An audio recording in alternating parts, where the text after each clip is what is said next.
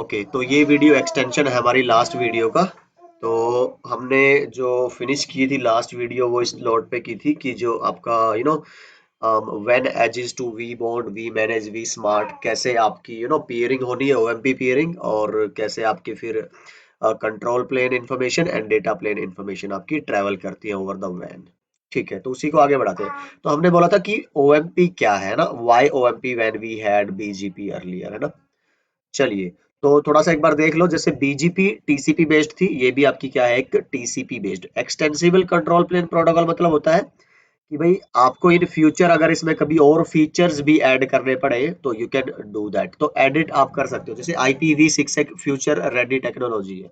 आपको in case अगर 10 साल 20 साल बाद लगता है कि यार इसमें कुछ और फीचर्स सेट आपको ऐड करना है, इसमें बहुत सारे ऑप्शंस फ्लैग्स खाली है और आप उनमें एडिट कर सकते हैं। इसी तरह से आपका ओएमपी भी है, तो over the coming period of time, है ना, जैसे जैसे लगता जाएगा कि आपका एसडी वैन मैच्योर होता जाएगा, आपको कोई और कुछ इसमें एडिटिंग और एक्सटेंसिबिलिटी चाहिए होगी, यू कैन डू दैट। तो ऐसा नहीं है कि कोई आपको नई प्रोटोकॉल बनानी पड़ेगी उसके लिए, नहीं, आप इसी में एडिशन कर सकते हैं। तो that's what you mean by extensible protocol. Specially किसके लिए डिजाइन है ये, एसडी वैन सोल्यूशन के लिए। किसके बीच में काम करेगी, वैन edges and vSmart controller and between the vSmart controller. मतलब अगर आपके पास एक वी स्मार्ट 1 है, वी स्मार्ट 2 है, वी स्मार्ट 3, ये कंट्रोलर्स है, इनके बीच में फुल मैश नेबरशिप होती है आपकी किसकी, आपके ओएमपी की। ठीक है, इस तरह से। और किसके बीच में चलेगी, अब इस वी स्मार्ट से जो आपके मान लो ये वैन एज 1 है, मतलब पहली आपकी ब्रांच का पहला राउटर, दूसरी ब्रांच का राउटर, तीसरी ब्रांच का राउटर, इस तरह से, है ना। चलिए, अब आप इनके बीच में भी क्या चलेगी फिर, ये ओएमपी नेबरशिप चलेगी। ठीक, तो यहाँ पे भी ओएमपी है इनके बीच में, और ये भी क्या है, आपकी ओएमपी है। ठीक है, तो vSmart create full mesh of OMP peers, तो ये एक दूसरे से तीनों सारे के सारे एक दूसरे से जुड़े होंगे। ठीक, फुल मैश ओएमपी पेयरिंग होगी, यहाँ पे भी ये भी ये भी ये भी, है ना।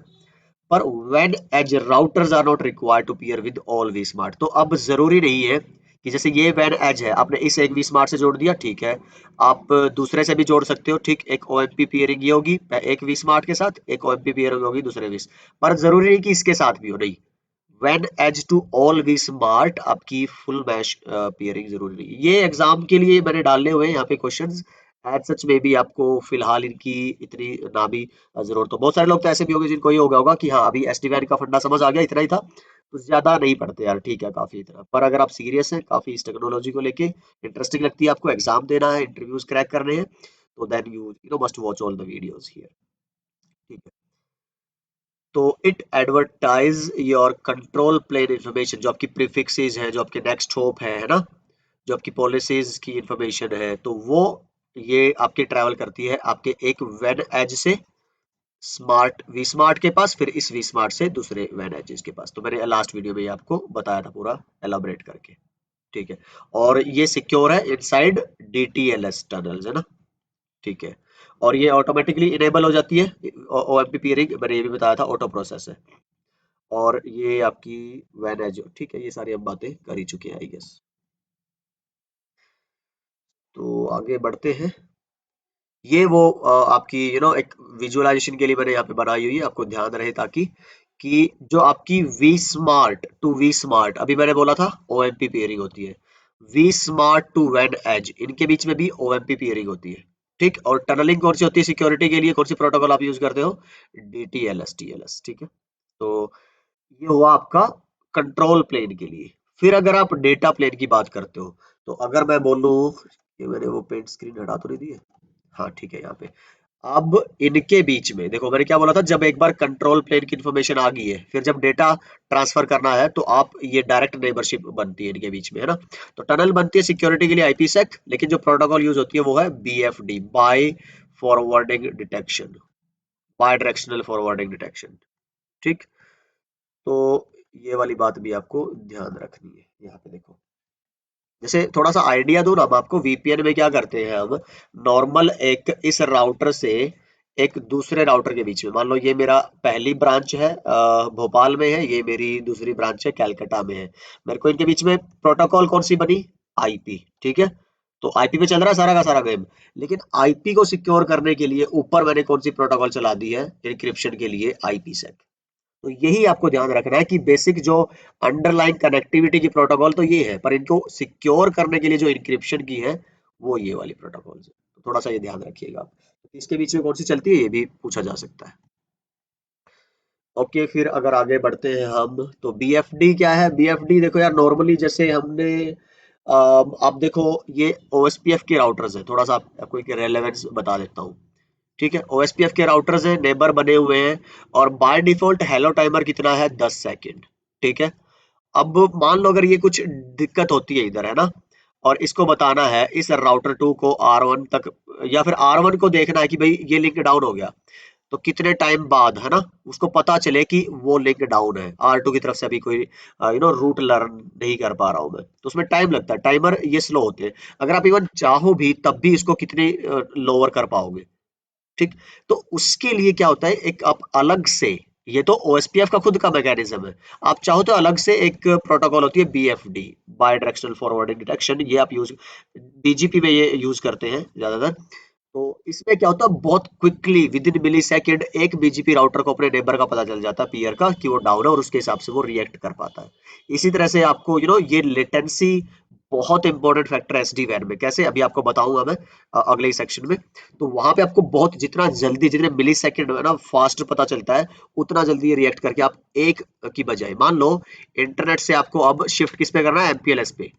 तो आप विद इन मिली सेकेंड आपको पता भी ना चले कि ये कब हो गया है। ठीक है, कॉन्स्टेंटली आप उसी टाइम फ्रेम में स्विचिंग शिफ्टिंग कर पाओ, तो उसके लिए बीएफडी यूज होती है एसडी वैन के अंदर। ठीक है जी, तो ये बात होगी। आगे बढ़ते हैं, वाई अ न्यू प्रोटोकॉल। देखो, अब मैं यहाँ पे आपको थोड़ा सा बता दूं कि जैसे अब ये एक वेन एज है 1 एक ब्रांच, वेन एज है 2 दूसरी ब्रांच, ये आपका मेरा जुड़ा है हेडक्वार्टर से, डेटा सेंटर से, या मेरी कोई भी सेंट्रल एप्लीकेशन है। इस एप्लीकेशन तक जाने के लिए मैंने जो मेजर मेरा पाथ ले रखा, अब मैं आपको ये चीज भी बताता हूँ कि जो बिल्कुल शुरू की लाइन बताई थी मैंने एसडी वैन में, कि इंटरनेट की रिलायबिलिटी की वजह से भी एसडी वैन काफी हद तक पॉसिबल है, और उसकी ज्यादा एप्लीकेशन। आपने यहां तक जुड़ने के लिए एक ले लिया इंटरनेट का कनेक्शन, ठीक है, और एक आपने यहां तक जुड़ने के लिए ले लिया एमपीएलएस का कनेक्शन। तो मैं इसको थोड़ा सा ऐसे करता हूँ। ठीक है, तो वैसे तो ये डिटेल अलग होगी, पर सिंपली समझाने के लिए मैं बस क्या कर रहा हूँ, आपको बना के दिखा रहा हूँ। ठीक, और चलो अगर मैं अब इसको ये लाइन से हटा के और एक अलग कलर बना दूं इसको, है ना, ताकि समझने में आसानी रहे। ऐसे ही अगर मैं यहाँ से देखूं कि मेरे को यहाँ तक जाना है, तो एक ले लिया मैंने इंटरनेट का कनेक्शन, और एक ले लिया मैंने एमपीएलएस का कनेक्शन।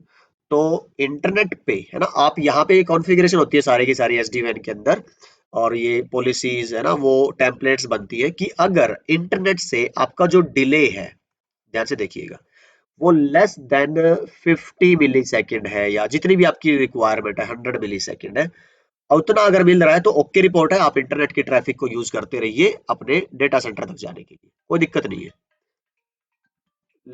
लेकिन अगर हुआ इसका ऑपोजिट, कि आपकी जो डिले की वैल्यू है वो 50 से ज्यादा होगी, तो आपका प्रोविजनिंग, आपकी पॉलिसी क्या बोलेगी कि भाई आप शिफ्ट कर दो अपने ट्रैफिक को इंटरनेट की बजाय एमपीएलएस पे। ठीक, तो इसको करने के लिए जो एट्रीब्यूट्स है वो बीजीपी में सपोर्टेड नहीं है। जो टी लोक का जो एक एट्रीब्यूट आता है ना ट्रांसपोर्ट लोकेटर का, तो जो राउटर है वैन एजिस वाले एसडी वैन के केस में उनको टी लोक बोला जाता है। ठीक है, उनकी आईपीज को, सिस्टम आईपीज को, तो वो कॉन्फ़िगरेशन हम बैच में डिस्कस करेंगे अगर आप वो ज्वाइन करते हैं तो, बट अभी इतना तो मैं लैब नहीं बता पाऊंगा, लिमिटेशन है आपको पता है। But the idea is this is possible only by using this OMP, not by using BGP। तो ये जो लाइन यहाँ पे लिखी है ना, अगर आप देखोगे कि BGP had no attribute to make the communication process transport independent, तो ये जो इंटरनेट पे चल रहा है फिर शिफ्ट हो गया MPLS पे, तो ये जो पॉसिबल किया है ये किस प्रोटोकॉल ने किया है? आपका OMP ने।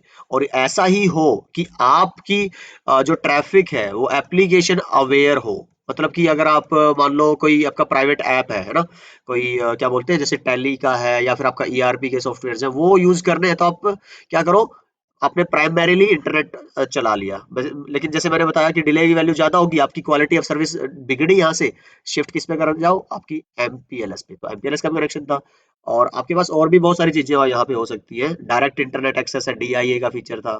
तो वो सारा जो शिफ्टिंग ऑटोमेटिक प्रोसेस है, that is the promise of SD वैन, उसी के लिए तो लोगों ने एसडी वैन को प्रेफर किया।